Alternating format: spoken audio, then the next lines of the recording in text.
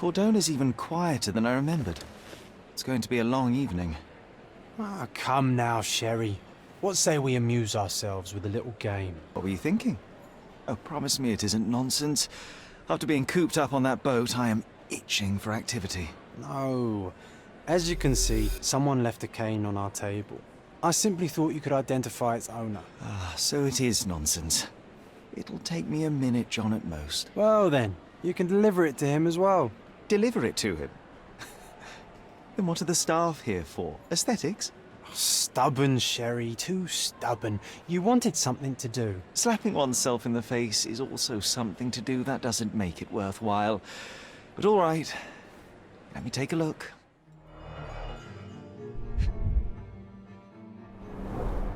The cane is made of ebony, it's worn uncared for, and bears the scars of numerous hits. A crest depicting a bulb of garlic in a meadow, perhaps the Fielding family or Meadows, or Craven, from the Old English name meaning garlic place. The hand grip is a head of a golden Javanese statue, probably stolen from a temple. The dents suggest it has been used as a bludgeon. This cane is an expensive and ostentatious weapon. Its owner must be vain, volatile, and of noble English blood.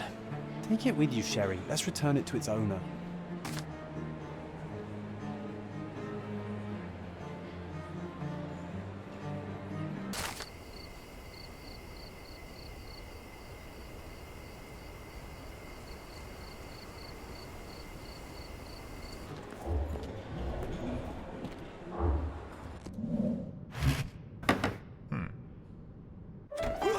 This hotel, this island, it's full of thieves. First my cane, now the diamond. Take your hands off me! Do you even know who I am?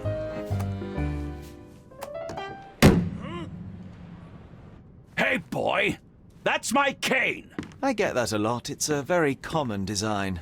What? No, that's a custom-made. A joke. A joke. It was left at my table in the restaurant. I thought it deserved to be returned. Well, I'll be... It is rare to encounter a straight-fingered true penny these days. What a gentleman. But I must ask, how did you know I was the rightful owner?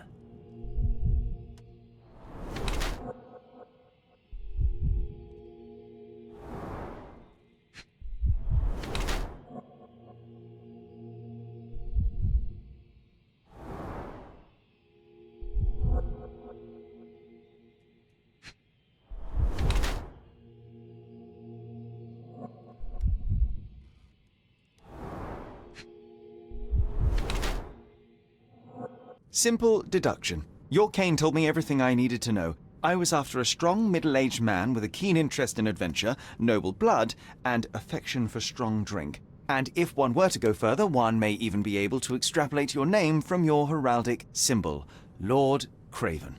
Marvelous. Simply marvelous. That's me, Lord Andrew Craven. You are the real medium. You hear that, Emma?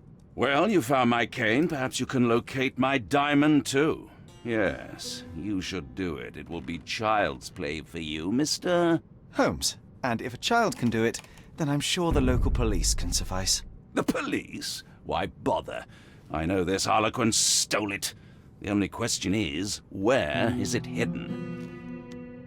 Fine. Give me my stick and I'll resolve the matter myself. This thief almost confessed after a single punch. I suspect a beating may result in answers of questionable veracity. Fine.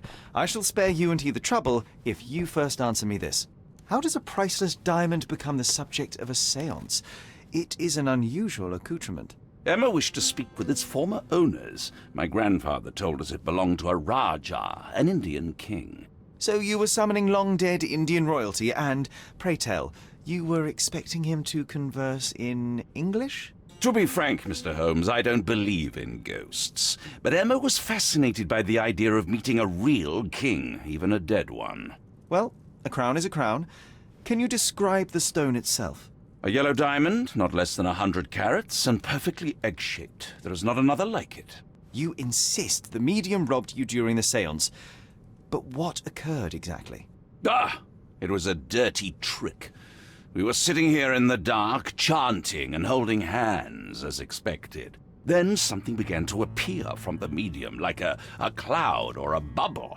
The swindler called it ectoplasm. Ah, yes. Common in the spiritualist trade, and quite the spectacle. Indeed, perhaps too much. My beloved Emma screamed in horror, and I stood to defend her, attacking that cursed ghost. How brave.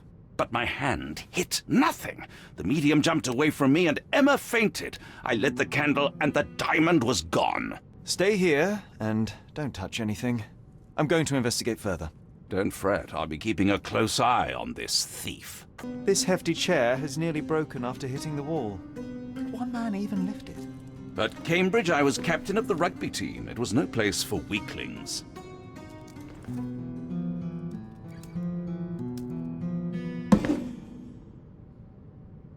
What happened here? I don't know. The ghost. I summoned it as usual, but then it all went wrong. The lady screamed and pointed at Lord Craven.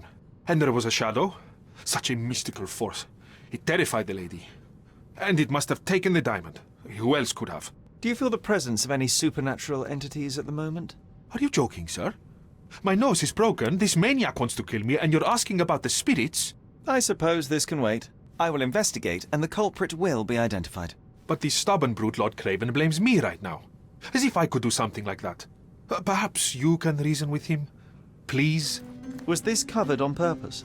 Of course. It is very dangerous to leave a mirror exposed during a séance. The spirits may become enraged. Or someone may notice the trick they should not see. Quite a display for the tremulous visitor. How can you not love this stuff, Sherry? Pale skin, It adds quickened so much pulse, atmosphere to unsteady the room. breathing. She's barely conscious. The feebleness of women. Really, Sherry? Poor thing. The diamond was placed on the table so that all participants could reach it.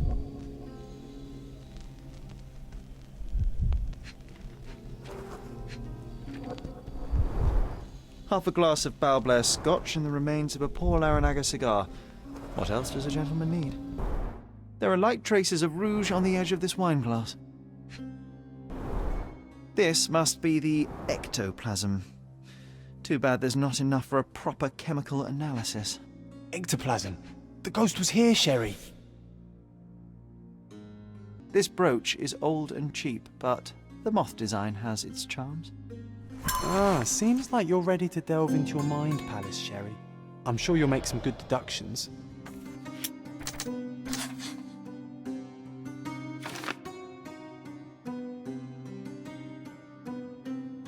It seems there may have been an unexpected visitor outside the window. Ah, I hope it was the ghost of the Raja.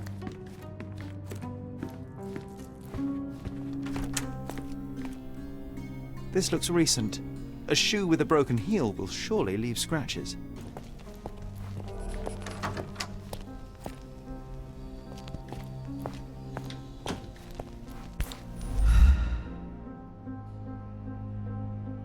Rose de Moore. All the maids in the hotel wear this exact shoe.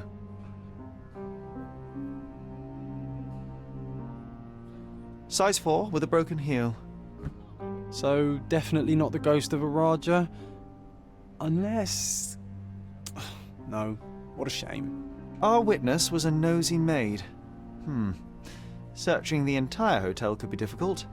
Perhaps the other maids can help us find her. Finally, there you are. One would think a maid would be easy to find in this place. I'm sorry, sir. Do you need more towels? No. You are the maid who saw the ghost in the seance room, yes? How did you know? Simple. You changed shoes after breaking a heel while fleeing the scene. I'm sorry, sir, but if I may ask, who are you? A precious diamond was stolen during the seance. Lord Craven entrusted me with its recovery. I'm sorry, sir, but we are forbidden to discuss the private matters of our guests. Are you also forbidden from peeking into private rooms, Miss? Saletta. Lucia Saletta, sir. Tell me, Miss Saletta, what would your manager say if he knew you were spying on guests? Oh, please, sir, don't tell him. I have a family. I need this work. I won't, but only if you answer my questions truthfully. And don't play coy. I can tell. Describe what happened during the séance. A lady and two gentlemen were sitting at a table, touching their hands to something. The medium started to whisper and chant, and a ghost appeared. A ghost? You're confident? It was unearthly, sir. It grew from the medium's chest. A glowing cloud or a bubble. I pressed closer against the window to see better. And the lady saw you? How did you... Yes!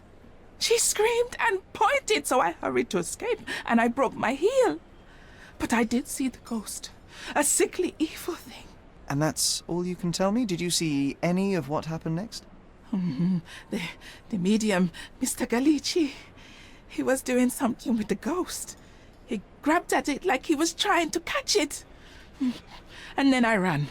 I suppose I should be grateful you endured these horrors for such a long time. All right, I have your account memorized. Good day.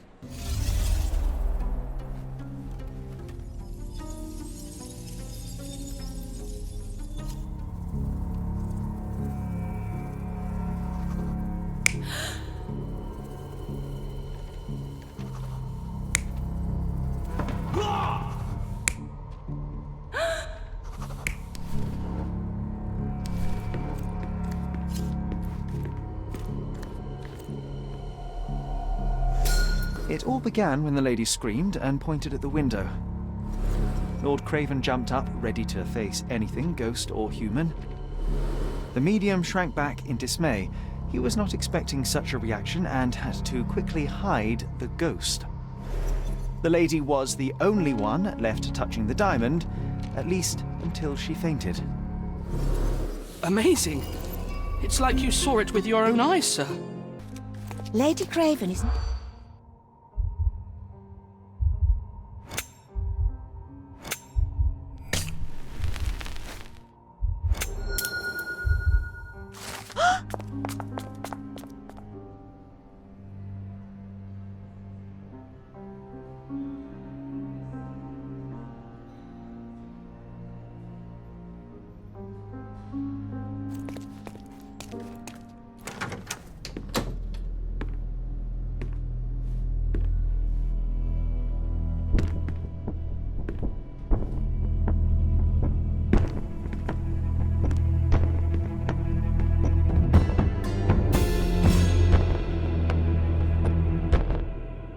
You're here, at last. I didn't do that. I swear, I found her this way. Well, I did have some questions for her, but it seems I've arrived too late. Now it's a matter for the police. Mr. Holmes, you said it yourself. They're children. They'll only make things worse. You promised me you would investigate. Investigate a theft, not a murder. Fear not. I will tell them all I've uncovered. Please, help me. The police will surely accuse me of Emma's death. You were the only one who can find the truth. Fine, but only because it's slightly more interesting than the walls of my room. Tell me what happened. Look, after you left, I waited in the seance room until the servants locked up Mr. Gallici, the medium. And was your mistress there too? Oh, so you know? I suppose I shouldn't be surprised. Regardless, the staff took Emma to her room. She was still feeling dizzy. So you didn't follow her. Interesting. Where did you go instead? To the bar. It had been almost an hour. I see. And how long did you stay? I partook of a well-earned whiskey or two before retiring upstairs. Ask anyone there. Now we arrive at the tragedy at hand. So what transpired after your detour to the bar? I headed up to my room to find Emma on the bed. I didn't pay her much attention at first.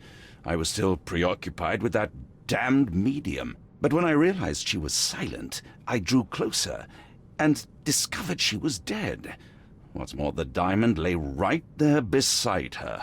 Oh, well, that is splendid news. Splendid? The return of the diamond will be cold comfort if I live out my days in a jail cell. You must help me. Let me see what I can find. A remarkably simple lock.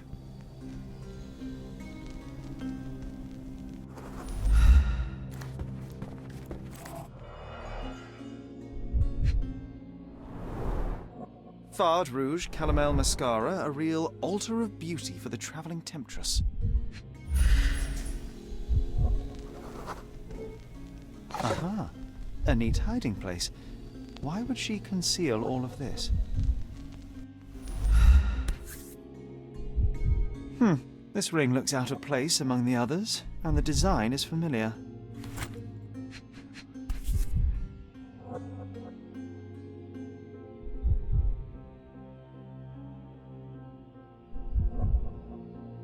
Virtus Audacta Sapit, courage tastes bold. A unique family motto. Several £1,000, that's quite a fortune. The mystery deepens. A victim with a checkered past and poor taste.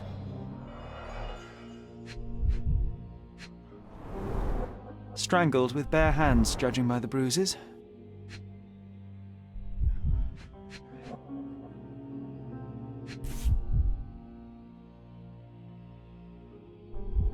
This must be the missing diamond.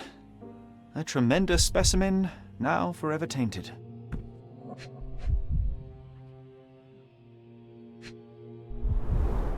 Everything was tipped out of the bed as if it was searched.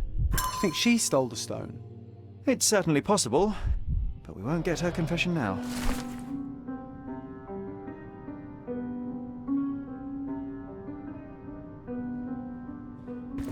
Someone was not happy with his post.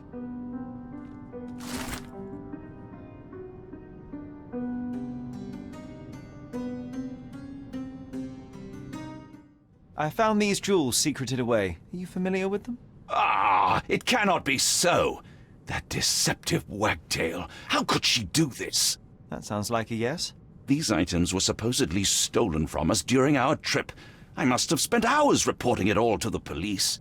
And it turns out she had them all along. The trollop. I'd kill her myself were she not dead already. Do you recognize this ring? Should I? It's a third-rate piece if ever I've seen one. I'd never buy something like this. Did you ever see Miss Emma wearing it? No. And why should she? I gave her enough jewelry that she could wear a superior ring every day of the week. Is Mr. Galici still being held? And where did the servants secure him? He's in room 225. But that pigeon-livered man at the reception desk refused to give me the key. Well, I will have to visit reception myself then. Perhaps he will listen to reason. Give me the key to Luca Galici's room. I need to talk to him about the events of the séance. I suppose you are an impartial outsider. All right, but please do not give it to Lord Craven. We do not want to see our reputation damaged further. Awkward. They still don't know what a nasty surprise awaits upstairs. I'm afraid I can wait no longer to hear your account of the séance, Mr. Galici. So please, tell me what you saw. Lady Craven wanted to meet the spirit of the Raja. My conjuration was successful. Perhaps even too successful. I am sure the spirit was the only one who could have taken the diamond. Lord Craven needs to leave me alone. Do you think the police will believe you? Of course. I didn't take anything. And spiritual phenomena are beyond their control. Or should I summon the ghost again so they may attempt to handcuff it? I think I would prefer to begin my investigation in the physical realm.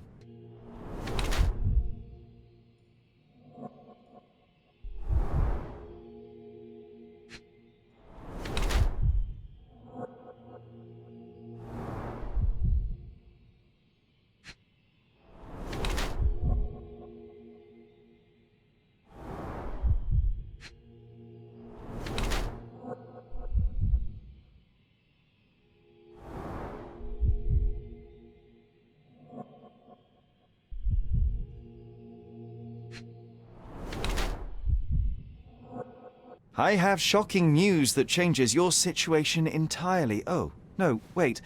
What am I thinking? The spirits will have told you this already. I'm not in the necessary state for summoning. The spirits preferred clarity of mind and soul. Please, tell me. Lady Craven died in the very next room while you were in here. Did you not hear anything? What? How? In fact, I did hear noises. That Craven is a very loud man, but I never thought he would do that to his wife. Well, you claim to be a medium. Perhaps you could ask her spirit why. What? No, it's too dangerous. Oh well, At least I can make the dead talk. Those scratches on your hands look rather painful. What happened to you? It was those savage servants. They were so rough bringing me here as if I was trying to escape. When I'm free, I'll demand compensation. That's a remarkable pin of yours, Mr. Galici. Does it have any meaning? The butterfly?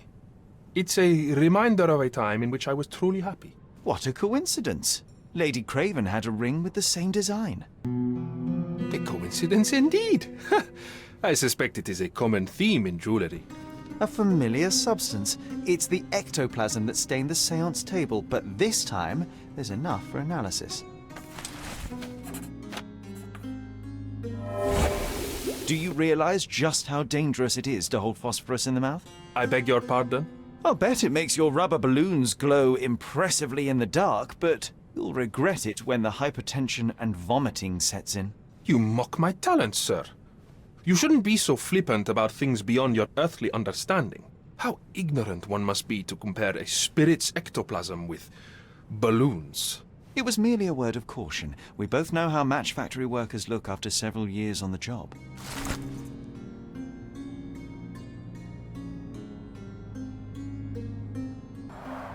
Tools and accessories for masterful prestidigitation.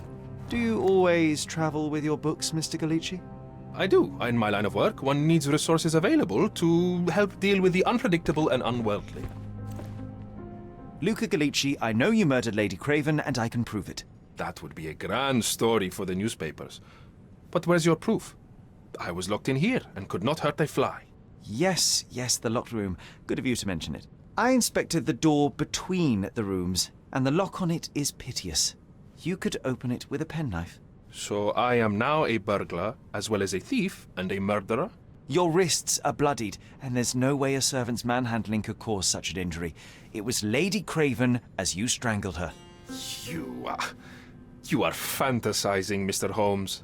As for the motive, it's obvious that you deduced that Lady Craven was the real thief. Of course, it helped that this was not your first encounter with Miss Emma. I don't know what you're talking about. How on earth can you believe this? I think the police will easily find the proof when they browse their archives. It is done, Luca. You will be arrested. Your best strategy now is to confess and hope your reasons were justified. I don't know how you figured it out. But yes, I killed her. I had to. This woman could not get away with ruining my life twice. Twice? I knew Emma before she was a lady. I mean, she pretended to be noble back then too. But only so our gang, the Moths, could steal from those snobs. She betrayed us, stole all our money and disappeared, leaving us to rot in jail. I was young. I spent 3 years in that hell. And tonight, she tried to set you up again. Did she recognize you? She didn't. I came to her afterwards, pleading that she drop this farce, but she laughed in my face. I just remembered my time in the clink, all I suffered while she indulged. And I grabbed her throat. Murder is murder, Luca. You could have told Lord Craven the truth and seen Miss Emma's downfall, but you could not restrain yourself. He would never believe me. We will never know. Still, perhaps a jury will be more easily swayed. If not, you'll get to see your friends in jail again soon. We'll meet again, Holmes. I will get you, in this life or the next. Get your hands off me. He murdered the woman who put him in jail. Should we be worried? Fear not, John. Unlike Miss Emma, I will see him coming. That was too much fun, Sherry. I'm buzzing. Buzzing. Wasn't it fun? A woman died, John. I was too slow to the truth, too hesitant to intervene. How can you... Oh, lighten up. Those people made their choices. If you swan about with a diamond in your pocket, that's what happens. Wealth is a weakness. So we must blame those who covet it. With enough money on the line, Sherlock, a man will do just about anything, even murder. And then we get to solve it. I suspect you perhaps cannot grasp the true horrors of mortality, John. Oi, I am aware of my perilous existence, thank you very much. I must admit, even if the outcome of the adventure was imperfect, there was some pleasure to be had in the puzzle. Well, Cordona seems more depraved and decadent than we thought. I bet you'll get another chance. A bet, you say? A figure of speech. Just a figure of speech. Damn. Well, take one last look at the view, then we must be off. It's time to do what we came here for.